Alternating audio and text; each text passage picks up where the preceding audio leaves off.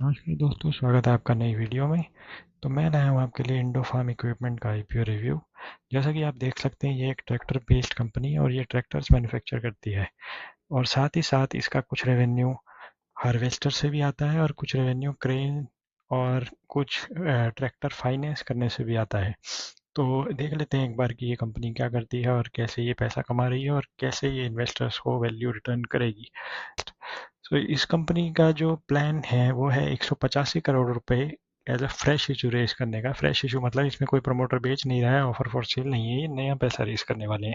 इसमें से जो 70 करोड़ रुपए है वो ये यूज़ करने वाले हैं अपने क्रेन यूनिट की कैपेसिटी एक्सपेंड करने के लिए। प्रेजेंटली ये लोग ऑलमोस्ट 13,000 के आसपास क्रेन्स प्रोडक्ट प्रोड्यूस करते हैं पर ईयर। बट ये लोग चाहते हैं कि उसको ये ज़्यादा कर पाएँ, तो उसके लिए 70 करोड़ रुपए की ये कैपेसिटी एक्सपेंशन चाहते हैं। साथ ही साथ 185 करोड़ में से जो ये है हमारे पास फ्रेश इशू, इसमें से 50 करोड़ ये जो है ये चाहते हैं कि डेप्ट रीपेमेंट कर पाए, मतलब कर्जा उतारना चाहते हैं। और उसके अलावा जो फ्रेश इशू में जो पैसा बचता है 45 करोड़ का, उसके लिए ये लोग चाहते हैं कि ये जो इनकी सब्सिडरी है बरोटा फाइनेंस, जो कि ट्रैक्टर्स को फाइनेंस करती है, उनका उनके ऊपर लोन देती है, तो उनके लिए उसके लिए ये 45 करोड़ रुपए जुटाना चाहते हैं, ताकि जो इनकी सब्सिडरी है वो इजीली फाइनेंस कर पाए लोगों को और आगे उसका जो बिजनेस है वो स्मूथली रन हो पाए। उसके अलावा जो इसमें 75 करोड़ रुपए है वो ऑफर फॉर सेल भी है, और जो उनके प्रमोटर है रणबीर सिंह जी, वो अपना शेयर जो है वो सेल कर रहे हैं। इसके बाद इनकी जो प्रमोटर्स की इसमें होल्डिंग है वो 94% से गिर के 69% पे आने वाली है, जो कि एक अच्छी बात है, क्योंकि जो क्लॉज होता है 3 साल के अंदर अंदर प्रमोटर की पब्लिक जाने के बाद 75% तक रहनी चाहिए होल्डिंग, उससे नीचे आ जाए। जैसा कि मैंने आपको बताया कि इसकी प्रोडक्शन कैपेसिटी जो है वो 12,000 ट्रैक्टर्स की है, और 12.8 थाउजेंड कर क्रेन जो है ये एक साल में बना सकती है। जो इसके ट्रैक्टर्स हैं वो इसका मेजर ब्रेड एंड बटर है, क्योंकि वो 49% रेवेन्यू लेके आता है, और जो क्रेन्स हैं वो अराउंड 45% लेके आता है। बाकी का जो है वो एक्सपोर्ट इम्पोर्ट कैपिटल जो ये फाइनेंस करते हैं ट्रैक्टर्स, जो हार्वेस्टर वगैरह है, उससे थोड़ा बहुत इनका बाकी का जो बचा हुआ रेवेन्यू वो आता है। और जब ये पैसे रेस कर लेंगे तो उनकी इनका प्लान है कि ये लोग 3600 टन की कैपेसिटी बढ़ाना चाहते हैं क्रेन मैन्युफैक्चरिंग के लिए। जो इसका प्राइस है आईपीओ का, प्राइस एक बार डिस्कस कर लेते हैं। एज यू कैन सी, जो प्राइस इसका है वो 204 रुपये से 215 रुपये पर equity share face value of 10 के साथ डिसाइड हुआ है। मोस्ट प्रोबेबली ये जब मार्केट में आएगा ये 215 रुपये के हिसाब से जिसको भी मिलेगा मिलेगा, अलॉट होगा, और 69 शेयर्स उसके अंदर एक लॉट के अंदर आपको मिलेंगे इसमें। अब जो इसका जो शेयर होगा वो 215 रुपये पे आपको मिलेगा, वो आपका प्रीमियम बनेगा। एक बार इसके कंपनी के हम फाइनेंशियल्स की तरफ ही चले जाते हैं और देख लेते हैं कि ये फाइनेंशियल्स इसके कैसा आ रहा है, सस्ता आ रहा है या महंगा आ रहा है ये। तो ये इसके लिए मैंने स्क्रीनर खोला हुआ है, and as you can see यहाँ पे मैंने इंडो फार्म इक्विपमेंट का पेज खोल रखा है। तो इंडो फार्म इक्विपमेंट जो है ये इसकी मार्केट कैप 1033 करोड़ है, तो ये ऑलमोस्ट एक स्मॉल कैप कंपनी आप कह सकते हो।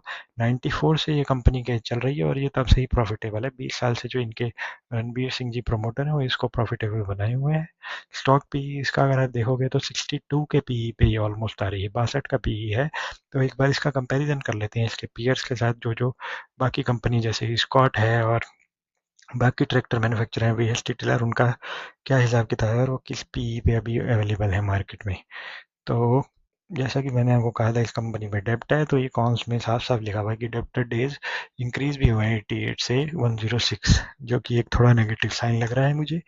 अगर आप इधर इसका 2 पे आ रहा है निकल के, जो कि एस्कॉर्ट से ऑलमोस्ट डबल है, 31.43, तो ये थोड़ा महंगी साइड पे मुझे लग रहा है जो इशू आ रहा है। वैसे भी मार्केट जो है अभी अपर साइड पे है, तभी इतने आईपीओ आ रहे हैं, और कंपनी ज़्यादातर अपने आईपीओ तभी लाती हैं जब मार्केट थोड़ी ऊपर रहे, ताकि उनको जो है मुनाफा हो प्रमोटर्स को और उनके अच्छे रेट पे शेयर्स निकल जाए।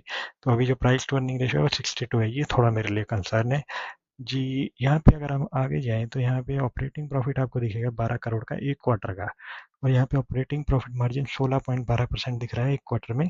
जो लास्ट क्वार्टर था जून 2024 का, उसका है ये डेटा।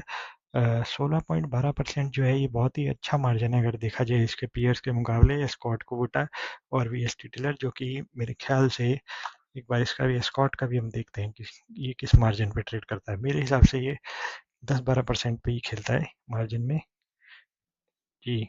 ये देखिए, तो इसका 11% सितंबर 2024 में और 13%, तो 3% मार्जिन जो इंडोफार्म इक्विपमेंट का है ये स्कॉट से ज़्यादा है। मार्जिन इसका अच्छा है, उसका रीज़न ये है कि जो है ये इंडोफार्म वाले हैं, ये इसके जो ट्रैक्टर के अंदर पार्ट्स लगते हैं वो भी ये खुद ही मैन्युफैक्चर कर लेते हैं rather than buying from other sellers. तो ये इसकी एक यूएसपी है कि ये बाहर से लेने के बजाय खुद से ही जो ट्रैक्टर के पार्ट्स हैं वही मैन्युफैक्चर करते हैं, उसकी वजह से इनका मार्जिन जो है वो थोड़ा ज़्यादा निकल के आता है दूसरी कंपनियों से। जैसे कि आप देख सकते हैं यहाँ पे 17% है, 2022 में भी 17 है, 23 में भी 17 है, और 24 में बढ़ के 18 हो गया। तो ऐसा कुछ इसका कंपनी का हिसाब किताब है। अगर आप इसका कैश फ्लो देखोगे तो ये 2021 में 1 करोड़ के आसपास का कैश फ्लो है, ये ज़ीरो है 2022 में, 23 में भी ज़ीरो है, 24 में इन्होंने positive cash flow, net cash flow जो है वो किया है। फिर भी मुझे ऐसा लग रहा है इसको देख के कि ये थोड़ा सा महंगा है, कि इसको थोड़ा अगर हम करेक्ट होने दें तो ये थोड़ा सा बेटर रहेगा। तो ये बात थी इसके फाइनेंशियल्स की। आगे बढ़ते हैं और आगे देखते हैं अगर इसका ग्रे मार्केट प्रीमियम क्या है। तो लोग ज़्यादा देखते नहीं, जो शॉर्ट टर्म इन्वेस्टर होते हैं उनको तो खासकर कुछ ज़्यादा मतलब नहीं होता है किसी और चीज़ से, पर शेयर निकल के आ रहा है इसका जो ग्रे मार्केट प्रीमियम है, और इसमें ग्रे मार्केट में ये इस रेट पे ट्रेड कर रहा है, तो ऑलमोस्ट 295-300 के आसपास ये ट्रेड कर रहा है। लेकिन मैं एक डिस्क्लेमर दे दूं कि ग्रे मार्केट का मतलब ये नहीं है कि वो उसी पे लिस्ट होगा, ये मार्केट के फैक्टर्स के ऊपर भी डिपेंड करता है कि मार्केट कैसे चल रही है। अभी 2 दिन अगर मार्केट क्रैश हो गई, जब तक ये लिस्ट हुआ, जब तक रिजल्ट आया और जब तक आपके पास शेयर आए, तो हो सकता है ये गिर के 40 रुपये पे आ जाए, 50 पे आ जाए, ऐसा भी हो सकता है और इसकी संभावना बहुत होती है। हमने देखा ही अभी डैम कैपिटल वगैरह उन सबका आईपीओ जो था, आईपीओ निकला था, लेकिन उनका एज पर एक्सपेक्टेशन उन्होंने रिटर्न नहीं दी। अभी के हिसाब से तो इसकी 41% के हिसाब किताब, 41% के आसपास बन रही है जो रिटर्न है हमारी, और उस हिसाब से ये अच्छा रिटर्न दे रहा है शॉर्ट टर्म में भी। तो मेरा यही सुझाव है कि अगर आप इसमें सोच रहे हैं इन्वेस्ट करने का अपने पैसे, तो लॉन्ग टर्म में तो हाई रिस्क इन्वेस्टर्स ही इसमें थोड़ा पैसा लगाएं, क्योंकि ये एक स्मॉल कैप कंपनी है, 20 साल से प्रॉफिटेबल है हालांकि, बट इस कंपनी के ऊपर डेप्ट है, थोड़ा सा महंगा आ रहा है।